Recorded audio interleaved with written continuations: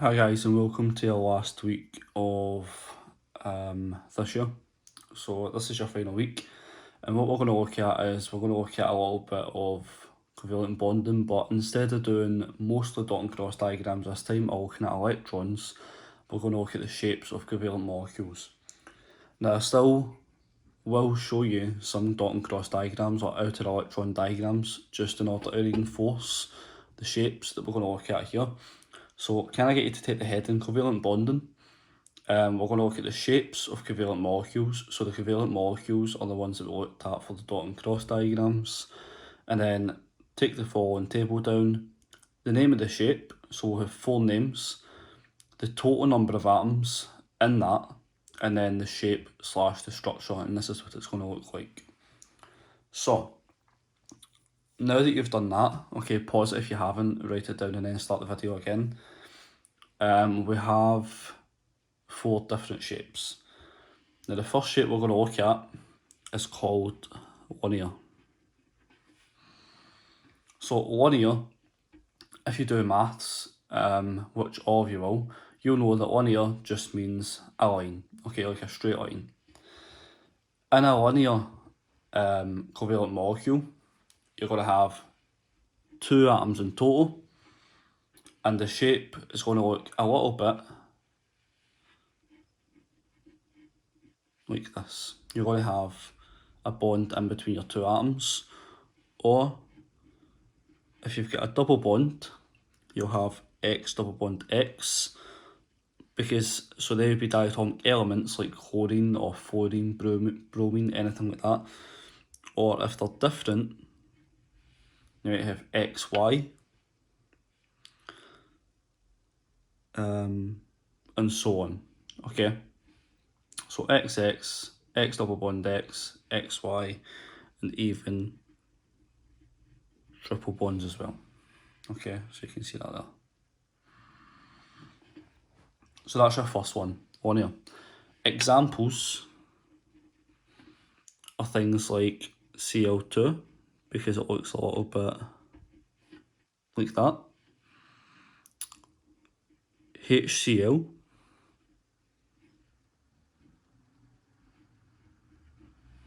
okay, because hydrogen has a valency of 1, chlorine has a valency of 1, so there's 1 bond in between.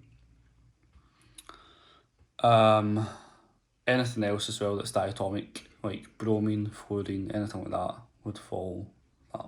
Okay, now I will show you how we get to these, but first let's look at the other different shapes. So the next one we have is either called bent, or we'll call it angular. And we have 3 atoms in total for this one. The shape of this, if it's angular, instead of it being a straight line, it's going to go up and it's going to look, well, you're going to have an angle in it basically. Okay, so that'll look a little bit like that. Okay,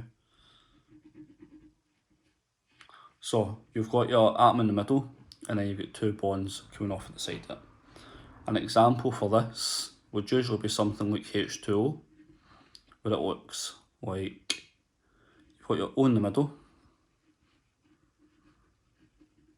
and you have your H's coming at the outside. Okay, again, I'll show you how we get this based on outer electron diagrams.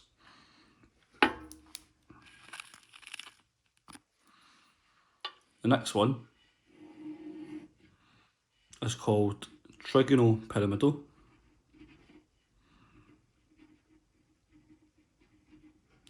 Now, in old SQA exams, they used to accept pyramidal, but now you need to write trigonopyramidal. And again, I'll show you why it's called trigonal. You'll be able to see why it's called pyramidal, because it looks a little bit like a pyramid. And then in total for this, you have 4 atoms in total. You have your 1 in the middle, and then you have your 3 down the bottom. So it looks a little bit like this. So you have your top atom here. You have 1 coming down to the left. You have 1 in the middle, and we call this wedged. Okay, so that's basically showing it as a 3D. So this is coming out towards you. Okay, so it would be pointing towards you. And then your final one you have is dashed, and that shows you that it's going into the page. So the first one's coming out, the second one's going in. And it looks a little bit like that. An example of this is something like ammonia. And that's when you have ammonia, which is nitrogen hydride. So you have N at the top, a H down the left, in the middle, you have another H with your wedge, and then with your dash, you have another H, and that's NH3. It's called trigonopyramidal because if you were to join all of these up, you've got a triangle, and it looks like a pyramid. Okay, so think of Egypt, and it looks like a little bit like a pyramid. Your final one that you have here is tetrahedral.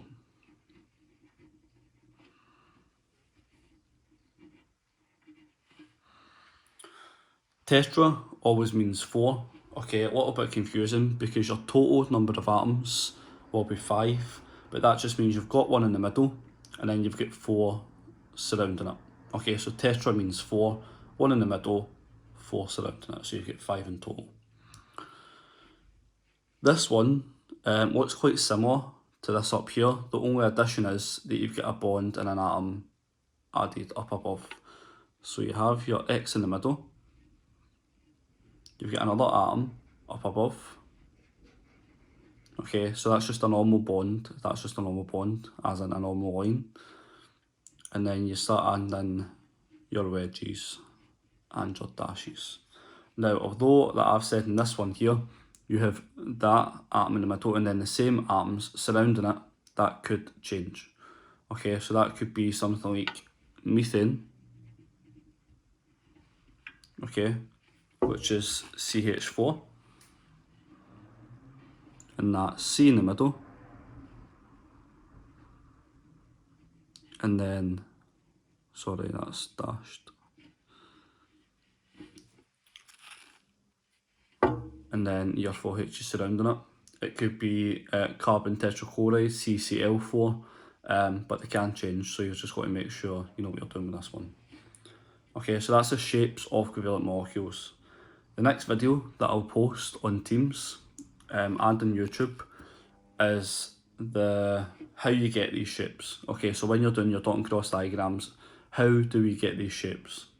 Okay, so have a little go at copying this down, see how you get on, and then watch how you basically get these shapes using the dot and cross or outer electron diagrams, and then we'll have a go at some more questions. Okay, thank you.